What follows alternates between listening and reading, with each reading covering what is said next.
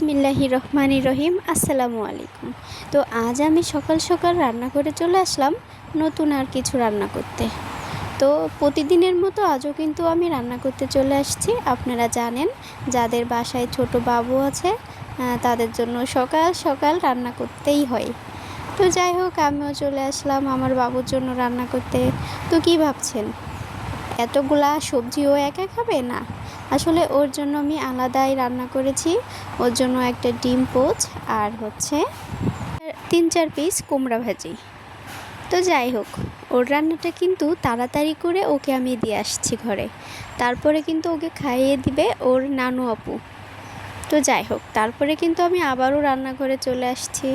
এখন কিন্তু আমি আমাদের জন্য রান্না করছি, আম্মুর জন্য আর আমার জন্য। তো দেখেন, এখানে কিন্তু আমি চাল কুমড়া ভাজি করছি।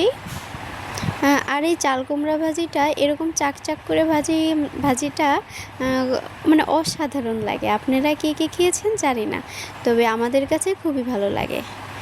অনেকেই আছে এই চাল কুমড়াটা একদম ঝুরি ঝুরি করে ভাজি করে, সেটাও দারুণ লাগে। তবে আমার মনে হয় এভাবেই বেশি টেস্ট লাগে। তো যাই হোক, এখন কিন্তু আমি এইগুলা সবগুলা ভেজে তারপর কিন্তু একে একে কুমড়া ভাজিও করে নিব। তো দেখেন, আমি কিন্তু এটা একটু পোড়া পোড়া করে ভাজবো যাতে খেতে টেস্ট লাগে। তো আপনারা তো দেখতেই পাচ্ছেন। তো আজ সকালে কার কার বাসায় কী কী রান্না হয়েছে সবাই কিন্তু আমাকে কমেন্ট করে জানাবেন।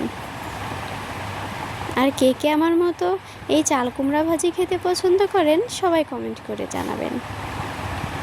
তো আমি কিন্তু খুবই অল্প আছে ধীরে ধীরে কিন্তু এগুলাকে ভেজে নিয়েছি। অনেকে ভাবতে পারেন এটা ভাজা দেখানোর কি আছে। আসলে আমি প্রতিদিন যা করি আপনাদের সাথে সেটাই আর কি শেয়ার করার চেষ্টা করি, তাছাড়া কিছু না। তো আমার কিন্তু প্রায় শেষ চাল কুমড়াটা ভাজি। তো এখন সবগুলো আমি একে একে উঠিয়ে নিলাম। এরপর কিন্তু দিয়ে নিব কুমড়া।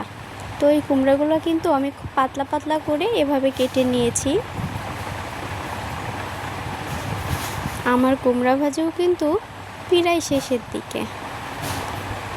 যেহেতু আমরা সবজিটা একটু বেশি খাই, সেই জন্য আর কি একটু বেশি রান্না করতে হয়।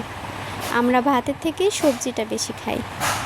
তো যাই হোক, এইগুলো ভাজার পরে আমি কিন্তু এখানে কুচি করা পেঁয়াজ আর মরিচগুলা দিয়ে দিলাম। এখন এটা একটু ভালো করে নেড়ে চেড়ে তারপরে কিন্তু এর মধ্যে সেই ভাজি করে রাখা কুমড়া আর হচ্ছে চাল কুমড়াটা এটা দিয়ে আমি ভালো করে এটাকে মিক্সড করে কিছুক্ষণ এভাবে নেড়ে চেড়ে দিয়েছি। তো আপনারা কিভাবে ভাজি করেন তা কমেন্ট করে জানাবেন। সবাই ভালো থাকবেন। আল্লাহ হাফেজ।